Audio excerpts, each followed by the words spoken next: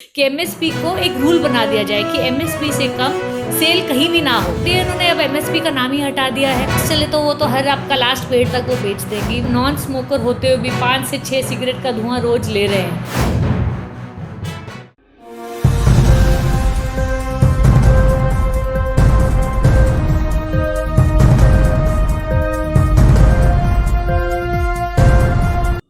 नमस्कार, न समाचार में मैं पूजा आप सभी का स्वागत करती हूं।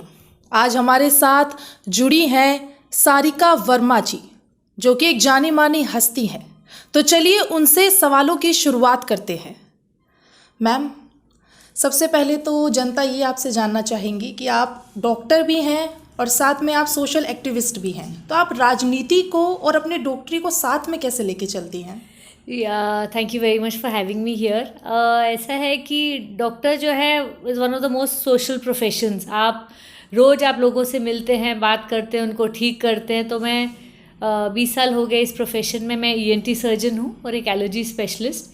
11 साल से मैं अब गुड़गांव में प्रैक्टिस कर रही हूँ। इससे पहले 6 साल मैं गंगाराम हॉस्पिटल में थी। तो medicine is one of the most social profession. एक टीचर माना जाता है। आप हर बार हर पेशेंट को समझाते हैं, सही से खाइए, सही से करिए, नॉइज से अपने कानों को बचा के रखिए, हेडफोन ज़्यादा मत लगाइए। So you have a lot of social role in it anyway. And for the last several years मुझे ये समझ आया है कि अगर आपको परिवर्तन लाना है तो पॉलिटिकल एनवायरनमेंट में घुसना ज़रूरी है। मैंने अरविंद केजरीवाल को बहुत क्लोजली देखा है। योगेंद्र यादव जी के साथ भी शुरू में मेरे संपर्क, मैंने काम किया उनके साथ। तो मुझे ये समझ आया कि अगर आप देश में कुछ बदलना चाहते हो, like Gandhi ji said, be the change you want to be in the world. तो अगर आपको देश बदलना है तो इसके पॉलिटिक्स में घुसना पड़ेगा, तभी आप किसी एक्चुअल चेंज ला पाएंगे। सो इसीलिए मैं इसमें हूँ। ओके मैम, अभी किसानों का मुद्दा बहुत गर्म है मैम। ऐसा देखा गया था, आपने भी आप किसानों के साथ जुड़ी, आप फार्मर प्रोटेस्ट में उनके साथ रही, तो उसको लेकर आप क्या कहना चाहेंगे? जी, पहली बात तो बहुत लोग मुझसे फेसबुक पे कहते हैं आप तो किसान हो ही नहीं, तो आपको क्या फ़र्क पड़ता है। बट जब भी कोई चीज़ आती है तो आप उसको समझना चाहिए कि क्यों लाखों लोग इस पे प्रोटेस्ट कर रहे हैं। इतने 2 महीने से वो लोग अपना काम धाम छोड़ के रेलवे ट्रैक पे लेटे, तो एक सीरियसनेस समझ आने लगती है। And then I have not only read the laws, I have also heard a lot of legal opinion। Different lawyers से हमने समझा है कि ये क्या चीज़ है जो फार्मर्स इतने वेहेमेंटली प्रोटेस्ट कर रहे हैं। और जो मुझे अंडरस्टैंडिंग है कि ये तीनों लॉज जो हैं ये फार्मर लॉज नहीं है, ये एग्रो इंडस्ट्री लॉज हैं। They should have been called agro industry laws. ये सरकार का एक प्रिटेंस है कि ये फार्मर के लॉज हैं। ये फार्मर के लॉज नहीं है, ये एग्रीकल्चर इंडस्ट्री में जो कॉरपोरेट्स आ रहे हैं, वॉलमार्ट और बाकी अडानी एग्रो वगैरह जो मेजर फंडिंग करने वाले हैं, ये उनकी बेनिफिट के लिए लॉज बनाए गए हैं। नाम अनफॉर्चुनेटली इन्होंने फार्म लॉज दे रखा है, क्योंकि मुझे लगता है कि ये लॉज किसी भी तरह छोटे फार्मर को हेल्प नहीं करते हैं।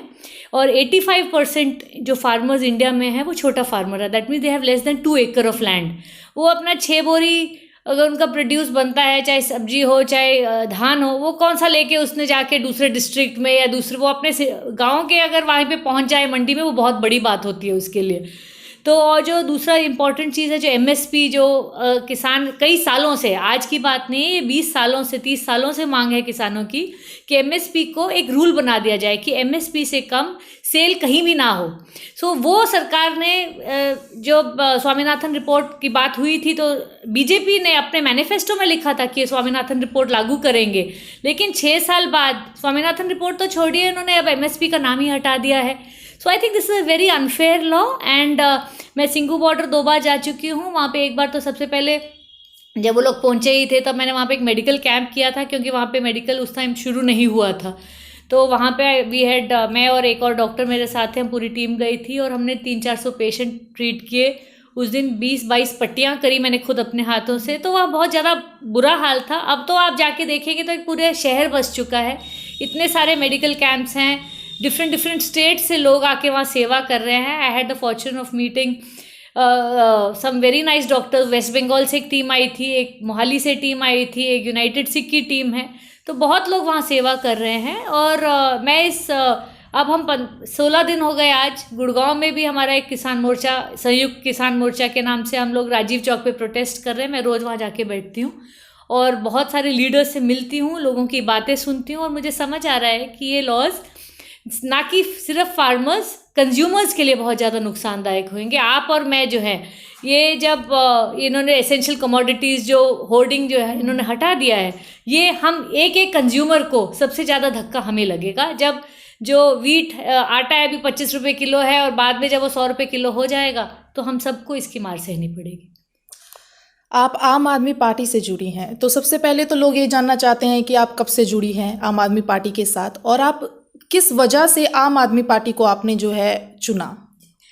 आम आदमी पार्टी में 2013 दिसंबर में ज्वाइन किया था, जब वो इलेक्शन पहला दिल्ली में लड़े थे और योगेंद्र यादव जी से मेरी मीटिंग हुई और मुझे लगा कि हाँ सच में एक बदलाव की बात हो रही है।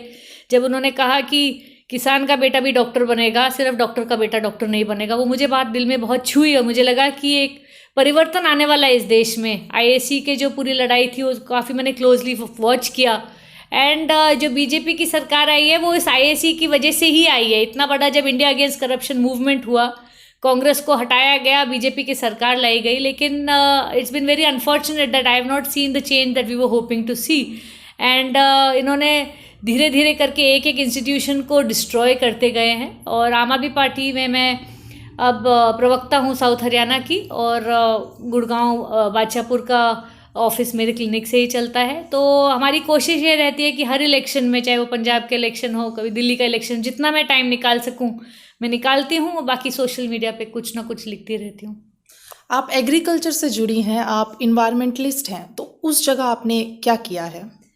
एनवायरनमेंट में तो I think every person who lives in Gurgaon should be an environmentalist. We have the tag of being the most polluted city in the world. इससे बुरा खिताब किसी को नहीं हो सकता। और इट्स वेरी अनफॉर्चुनेट कि जिस स्टेट में 5.8% फॉरेस्ट कवर होता था, धीरे धीरे कम होते होते now we have the lowest forest cover in the country, 3.6% Haryana का जो फॉरेस्ट कवर है। और हरियाणा में जो खट्टर सरकार है, इन्होंने एक PLPA अमेंडमेंट कर दिया, जो पंजाब लैंड प्रिजर्वेशन एक्ट है उसको उन्होंने डिस्ट्रॉय कर दिया, जो 1900 से चल रहा था और हर साल कुछ साल में वो लैप्स हो जाता था, उसको रीनोटिफाई किया जाता था।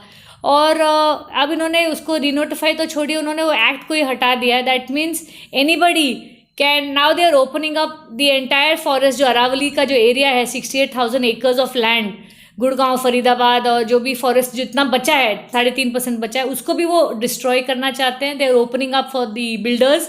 एंड ये तो बहुत अच्छी बात है कि सुप्रीम कोर्ट ने सुओ मोटो कोग्निसेंस लिया था और स्टे डाल दिया था इस पे।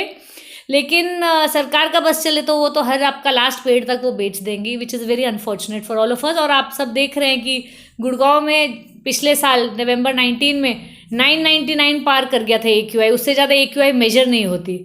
और just to give you perspective, England में भी एक ज़माने में बहुत बुरा हाल होता था because of the coal factories etcetera, लेकिन धीरे धीरे एनवायरनमेंट के प्रति उन्होंने बहुत स्ट्रॉन्ग स्ट्रिंजेंट लॉज लाए और वहाँ पे अब एयर क्वालिटी इतनी अच्छी है। मेरी कज़न रेडिंग में रहती है तो वहाँ बोलती है AQI 1 है।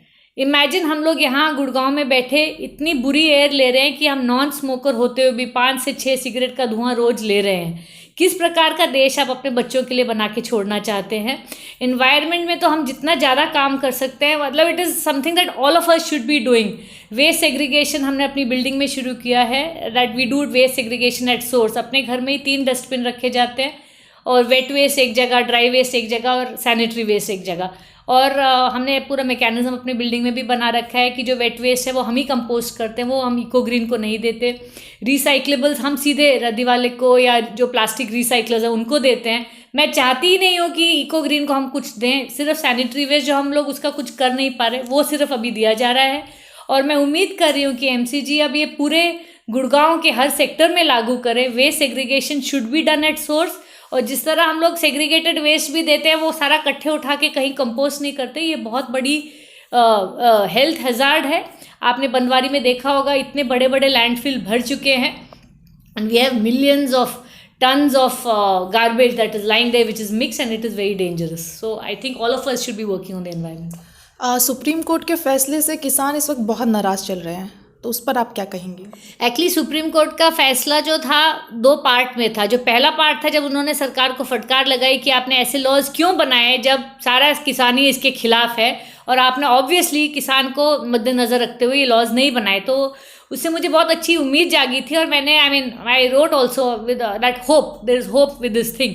बट दूसरे ही दिन हमें दिख रहा है कि सरकार के जो इन्फ्लुएंस है वो बहुत ज़्यादा सुप्रीम कोर्ट पे पड़ रहा है। जो इन्होंने कमिटी बनाई है, it should have been neutral people, जैसे इन्होंने कहा था that we will take neutral people, कुछ किसान के साइड से लेंगे, कुछ गवर्नमेंट की साइड से लेंगे, लेकिन उन्होंने चारों लोग कमिटी में ऐसे बना दिए जो टोटली गवर्नमेंट के स्पोक्स पर्सन्स हैं, they are pro farm laws. So ये वाली कमिटी तो ऑब्वियसली किसानों को एक्सेप्टेबल नहीं है, and this is a way of they are ruining the good faith that the people of India have on the supreme court. तो ये step उनका मेरे हिसाब से तो गलत है। I have no I don't want to violate any contempt और समथिंग, बट ये जो है, जो गलत है वो गलत है, और उनको कमेटी न्यूट्रल ही बनानी पड़ेगी, वरना ये बात आगे नहीं बढ़ेगी। बहुत बहुत शुक्रिया सारिका जी आपका हमारे चैनल के साथ जुड़ने के लिए। तो जैसा कि आपने देखा कि किस तरीके से सारिका जी ने अपनी डॉक्टरी से लेकर राजनीतिक मुद्दों तक नव समाचार से बात की। ऐसी और भी खबरों के लिए आप हमसे जुड़े रहें। कैमरामैन विवेक के साथ पूजा, धन्यवाद।